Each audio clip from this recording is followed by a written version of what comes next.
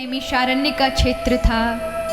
वहीं पर 88,000 ऋषियों ने यज्ञ किया और यज्ञ करने के बाद भी अभिमान में होने के कारण उनका यज्ञ सफल ना हुआ। हमेशा याद रखें, भक्ति हो जीवन में, पूजा अच्छी चल रही हो, सत्संग अच्छा चल रहा हो, तो कभी अभिमान मत कीजिएगा कि ये आपके द्वारा ऐसा हो रहा है। नहीं, ये भगवान करा रहे हैं।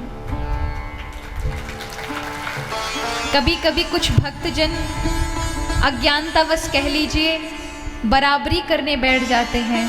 मैं इतना पाठ करता हूँ, मैं इतनी माला करता हूँ, तुमसे ज़्यादा मैं ज़्यादा माला करता हूँ, तुम उतना नहीं पाठ करते होंगे, मैं तो नित्य प्रति रामायण पढ़ता हूँ।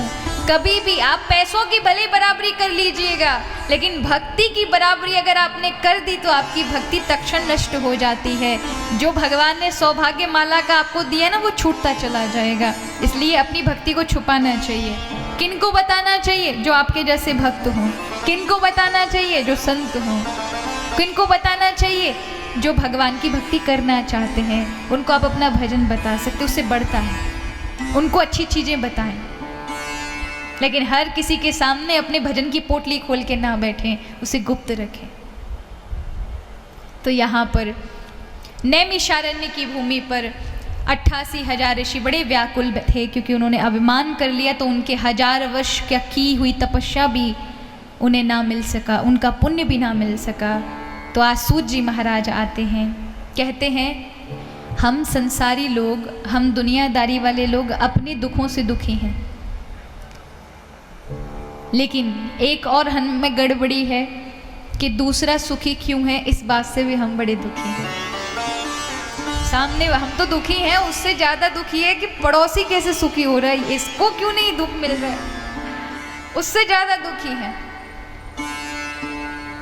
लेकिन संत कैसे हैं? संत वो हैं अपने दुख से दुखी नहीं है, वो ये देख रहे दूसरे वाले दुखी क्यों हैं, इनको सुखी होना चाहिए, हमारा तो दुख ठाकुर जी हर लेंगे।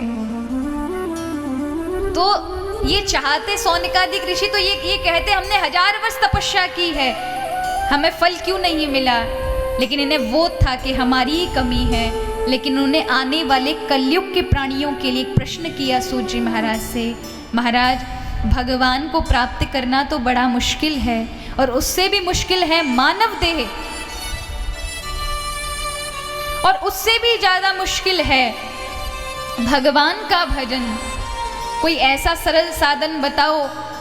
इस युग में तो लोग भगवान की तपस्या करके भगवत मार्ग की ओर लग जाते हैं, लेकिन आने वाले कलयुग में लोग बड़े आलसी होंगे, उम्र भी बड़ी कम होगी, मन भी बड़े छोटे होंगे, विकार बहुत ज़्यादा होंगे। ऐसे में वो अपना कल्याण कैसे करें? ऐसे में कोई सरल साधन बताओ कि उनका कार्य भी चलता रहे और भगवत प्राप्ति भी होती रहे। कृष्ण प्राप्ति शाश्वत तद वदाधुना। कैसे कृष्ण प्राप्ति हो, शाश्वत भगवत प्राप्ति कैसे हो?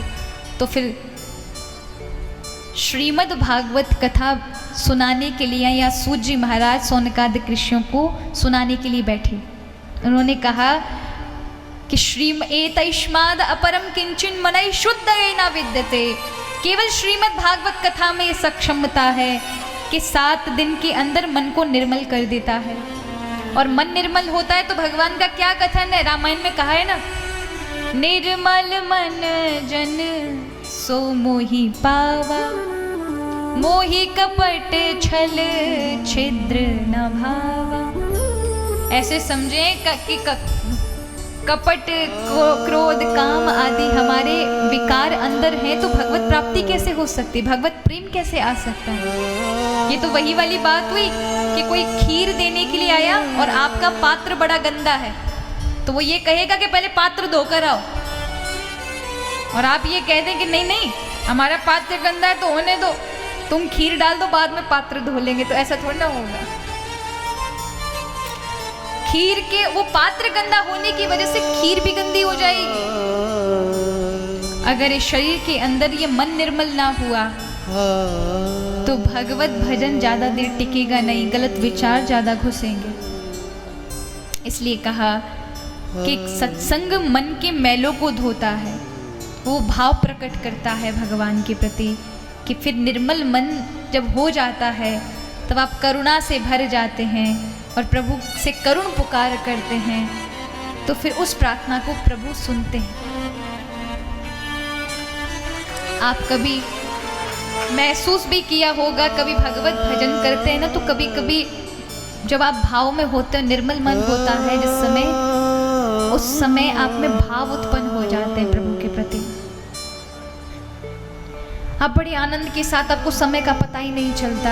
लेकिन कभी कभी ऐसा होता है कि समय कट नहीं रहा होता है, पूजा तो कर रहे होते हैं, मन में ना भाव होता है, बार बार सारे विचार सारे काम याद आते, बार बार घड़ी देखी जाती है, कभी कितना समय हुआ, कितना समय हुआ, क्योंकि उस समय निर्मल मन नहीं होता, कुछ दुनियादारी के विचार उसमें घुसे होते हैं, वो मन भगवान में नहीं लगा पाता, वो मन भगवान में नहीं लगता।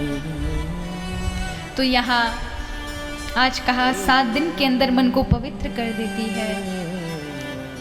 सबसे पहले परम धर्म क्या है, इस बात के विषय में बताया गया।